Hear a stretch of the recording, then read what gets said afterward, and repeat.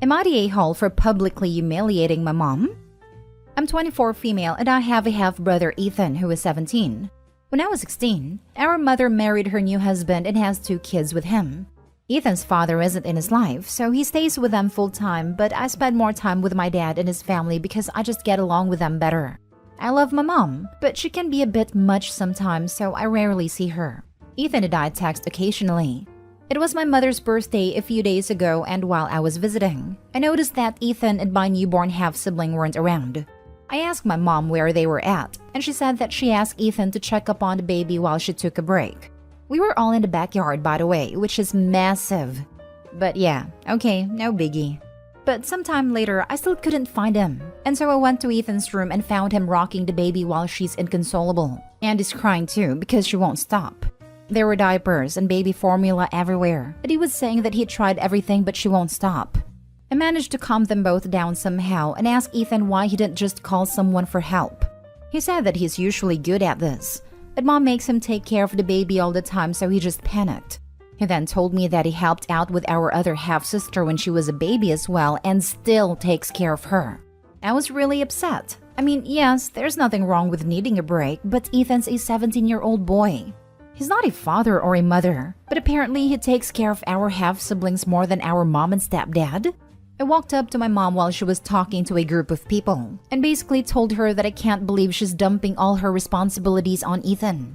She knew what I was talking about immediately and told me to relax and that Ethan likes it blah blah. I told her that while she was out here having a blast, her son was sobbing in his room because of how overwhelmed he was. She got really red and everyone went silent, which was awkward, but yeah.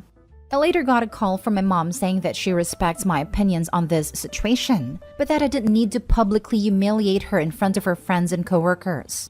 Apparently, her boss was there too, and he's being very cold to her now. I don't know. I just can't get Ethan out of my head. Am I the a-hole? Now for the top comments. You didn't humiliate her in front of people.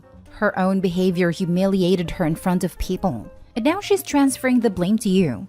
If she had done nothing wrong, why would she be embarrassed by what you said? Not the a-hole. Not the a-hole. She sounds like the kind of person to take you out to a nice restaurant to break bad news, and then gets angry when you make a scene in a fancy place. There was like a line in the last "What Do We Do in the Shadows" that made me think of like half the posts on the sub, "Stop saying the things that I have done." Not the a-hole. Hate to say it, but public humiliation is a good driver for change. Mom is not God. The earth is full of awful people, and a good amount of them are moms. I would, however, suggest that you follow up with him to make sure she didn't retaliate against him. I hope she doesn't rip into Ethan about crying and complaining to his sister. I wish that there was a way Ethan could get away from that situation. He's 17. It's worth waiting out the less than a year and giving him housing on his 18th birthday. Hopefully there's money left over for therapy to overcome the massive guilt trip mom is gonna lay to get her free babysitting back. There will always be a better way to handle things depending on what you talk to. Could you have waited to tell her? Sure. Could she have listened? Likely not. Sometimes the court of public opinion is what people need to wake up. What she's doing is called parentification, and is not healthy to do to children. It steals childhoods, creates rifts. It's just harmful.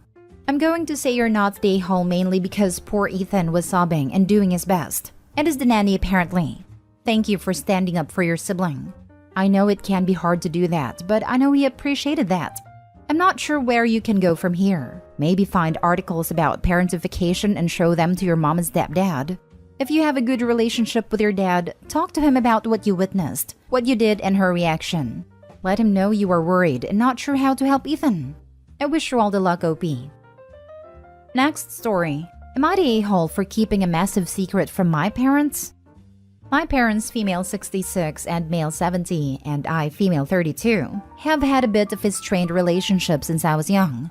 My sister was always favored while I was treated as the maid, which is why I left home as soon as I could. Over the years, our relationship has had its ups and downs, but I would never describe our family dynamics as being particularly normal or healthy. I married my husband, male 36, when I was 23, and my parents just about hit the roof. They have never really taken a shining to him, and threatened to disown me if I went through with the marriage. When he and I would visit their home, he is subject to the same expectations as I am. whereas my sister gets to put her feet up and relax. Needless to say, my husband does not hold my parents in particularly high regard. My parents immigrated overseas about 10 years ago, and my husband and I have only seen them 3 times in person since. We do chat over FaceTime/Zoom semi-regularly, but the relationships all function better if we weren't breathing down each other's necks. Recently, my husband and I bought our first house and we are over the moon. We plan on growing our family, and we now have the space and a garden to do so. I am beyond thrilled. My parents are kept on a strict information diet, and we did not tell them that we had bought. Mostly because they are renting a storage unit not far from us, and we did not want the drama of my parents wanting/expecting to store all of their furniture in our new house. We also did not tell them that our new house is much more spacious than our old place. As far as my parents are aware, we just moved because it is closer to my husband's job. Unbeknownst to me, my parents have been in the country for about a month and ran into a childhood friend, D, female 34, of mine yesterday. D told them that I had invited her to coffee today, and it would be so lovely if they came with her and surprised me. D had no way of knowing that I had not told my parents about the spacious new house, until they all walked through the front door and my mom lost her mind at me. The main points from my mom's yelling was that our relationship has been good recently, so how could I have kept the secret from them? That my husband and I were selfish to have all this space with no regard for the fact that they are renting a storage unit, and that my parents are hurt I don't include them in all parts of my life. Unfortunately, my husband arrived home not long after the tirade started, and he told them to stop making a scene under his roof. That is when the other shoe dropped, that we had bought instead of rented. Ultimately, my parents left after telling me that a true daughter would never keep secrets like this, and I'm left feeling like everything could have been avoided if we had told them from the beginning. To be frank though, I honestly never expected them in my house. They do not have the address, and they live overseas. Their reaction demonstrated that your fears were justified. Rather than being happy for you, they were miserable for themselves, not stay home. Absolutely. The hypocrisy of our relationship has been good recently, so how could I have kept the secret from them? From the person who was in town for a month without telling Opie is particularly rich. Right. Their main complaint was that they could have been using their daughter's house for storage all that time. It's so absurd. They were put out that she had not made herself available to them to exploit the way they had grown accustomed to doing while she was younger. Therefore, she has betrayed their trust. And yet they couldn't be bothered to tell her they were in town for a month just in case she hadn't asked for a few hours of their time. Not day home. I know this is kind of like comparing apples and oranges, but personally I find it hilarious that your parents have been in the area seemingly without your knowledge for a month, but they're also mad that you haven't told them everything. I mean, it's kind of funny. Also, my vote is not the a-hole. Keep doing what you're doing. I know. One of the first things that popped out to me too. A whole month. Their audacity is large enough to store their things there. Not stay home. Not stay home. It's a really weird twist of fate that occurred and made them know about the house. You decide what information you share with who, and it's your house, so your rules. How could I have kept the secret from them? My husband and I were selfish to have all this space with no regard for the fact that they are renting a storage unit. They were in the country for a month and didn't tell you. It shows how interested they are in your life. Also, exactly like you predicted, they want to use your house as a storage unit. Next story. Am I the a-hole for not reminding my son to shower, causing him to be humiliated? I, female 40s, have son Mike, male 15. He is a good kid, except he has a bit of a video game issue. He will lose track of time very quickly and forget to do other things unless he is reminded multiple times. And even then he gets mad that he is being reminded. Example, he will forget the time I told him to come down and eat, and get mad if I call him more than once, but then comes down half an hour later and is mad that his food is cold. A while ago, he was doing bad in school because he couldn't stop playing soon enough to be able to complete his homework by the end of the day. So we took away his console until he got his grades up. They've been fine ever since. One thing I had been dealing with for over a year now is the fact that he will forget to shower. We had an issue where he wouldn't stop playing to shower or at least take a break to do so. And he would be making noise at 10 to 11 p.m. when he finally realized he hadn't yet. This was an issue for me as I have to wake up at 2 a.m. to get ready for work, and I would always be woken up since my room shares a wall with a bathroom. I then told him that he had until 9 p.m. to shower, no later than that. This wouldn't work either, and while he did shower before 9 3 or 4 times, he quickly went back to the same pattern. Keep in mind that I would remind him to shower multiple times throughout the day, starting as soon as he got home from school. Didn't work. So about a few days ago, I decided I was done. I wasn't going to remind him 10 times throughout the day and left him. He did not shower for 4 to 5 days in a row. He plays sports, so he stunk. He still didn't shower. Yesterday was the 4th or 5th day without showering, and he came home from school very angry. He wouldn't speak to me in the car and was wearing a hoodie even though it's 100+ degrees here. He got home and immediately showered. Later in the day, he blew up yelling, "Why didn't anyone tell me I smelled bad?" He was very mad because apparently his friends had been acting weird, and a girl he has a crush on ended up being the one to tell him he smelled bad and offered him deodorant. He was extremely embarrassed and hasn't spoken to any of us after his angry speech he gave after school yesterday. I feel bad that he had to be embarrassed, but I didn't know what else to do. Am I the a-hole? Should I have handled it a different way? Now for the top comments. Not the a-hole. Sometimes it takes learning things the hard way for them to stick. Don't remind him at all anymore, unless it's a family event that would reflect badly on you. He's 15, and it's long overdue for him to learn some self-care and hygiene. There is a fabulous beauty/skincare guru on the internet by the name of Caroline Hirons. She talks very openly about how teenage boys suck at showering and how it doesn't matter how many times you as a mother tell them to shower. The only way they learn is when a girl they like finally tells them they stink. And suddenly, it's like their noses open up and a cloud is lifted, and the absolute stink of teenage boy is apparent to them. Basically, teenagers suck, especially boys, at hygiene, and they rarely listen unless hormones and ego are involved. Sounds like you are doing your best. Teenage boys are numbskulls. Don't agree, mama?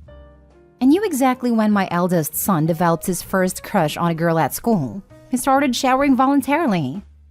Not day-hole. Your son just learned what consequences mean. If you don't shower, you smell bad. And if you smell bad, a pretty girl won't like you. His priorities are messed up. Let him learn a few life lessons. It isn't your job to remind him of things he already knows he should be doing. Lock up the gaming system. He gets X amount of time gaming after he's eaten, showered, done all his homework, and any chores you deem appropriate. Although I'll bet he never forgets to shower again. He caused himself to be humiliated and is acting like a 3-year-old. Not the a-hole. Absolutely agree with you. Gaming is a privilege, not a requirement. Also, please don't insult 3-year-olds. I have 2 grandsons around that age, and they already know that watching their tablets or TV are rewards while picking up toys. Putting away clothes and bathing come first. Last story. Am I the a-hole for not wanting to buy my neighbor's groceries? We just had a woman, mid-20s, and her daughter 9 move into the apartment across the hall from us. The day the woman and her daughter moved in, she got on Buy Nothing, Nextdoor, Facebook Marketplace, and really any other neighborhood buy/sell/giveaway group asking for furniture, baby supplies as she's pregnant, and clothes and toys for her daughter. Her daughter went to the same summer camp as my kids, 9 female and 11 female, and after she started there, they conveniently had a food drive for their disadvantaged campers. My kids have been going there since they were 3 and they've never had a food drive. Then, when school started, she got on the parent groups and asked if anyone would be able to drive her daughter home from school and watch her for an hour until she gets home. No pay was mentioned. My husband pressured me to say yes, because she's friends with our girls, and she's in the same class as our younger daughter, so they can do homework together. That hour turned into 2, and she started having dinner with us almost every night. Then the girl told my husband she doesn't think her mom is eating when she has dinner with us. That day we had a lasagna big enough to feed all of us twice, and he sent the leftovers home with her. Then he started to send all of our leftovers home with her, along with clothes our daughters grew out of, toys they don't want anymore, and he started to buy extra groceries for them. He didn't get anything expensive, just things like milk, eggs, store-brand cereals, fruits and vegetables, and sometimes meat. It started adding up to an extra $40 to $50 a week just for them. He also started helping them around the house. I eventually told him to stop sending the leftovers home because I take them for lunch. And sometimes the kids also take them, so not having the leftovers is costing us extra money. Plus, the $40 to $50 a week should be spent on our family, not the woman across the hall. He said we can afford it and they need it much more than we do. And I said we already do more than enough for them, acting as a free daycare for her and giving her daughter dinner 5 days a week. He called me selfish, jealous, and cruel, and now I want to know if I'm the a-hole. Not the a-hole, and I would tell him this.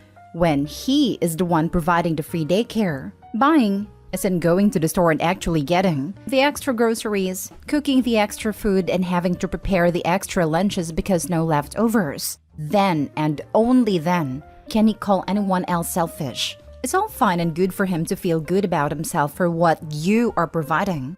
But nah, he gets no credit for that morally or otherwise. He does the grocery shopping and would take turns on lunches, but he doesn't think it's a big deal. He says microwaving some chicken nuggets and sticking them in thermos isn't any different than microwaving some leftovers and putting them in the thermos. But there is a difference because now we go through some chicken nuggets, bread, lunch meats, etc. faster. You mentioned that he's also doing sort of handyman things around her place. He's defensive about providing for her. Just be wary that all his intentions are purely charitable. I gotta chime in. Something similar happened to my coworker. Her husband was friends with a neighbor's husband. Neighbor's husband died in a car accident and husband started helping out the widow with handyman projects, lawn care, etc. 18 months later, husband comes home, says he's in love with widow and she's pregnant with his child. If she's a single mother, she should be able to get food assistance and maybe even some type of assistance check. My sister 52, my nephew is 20, they both work, and get SNAP benefits. No disabilities or health problems.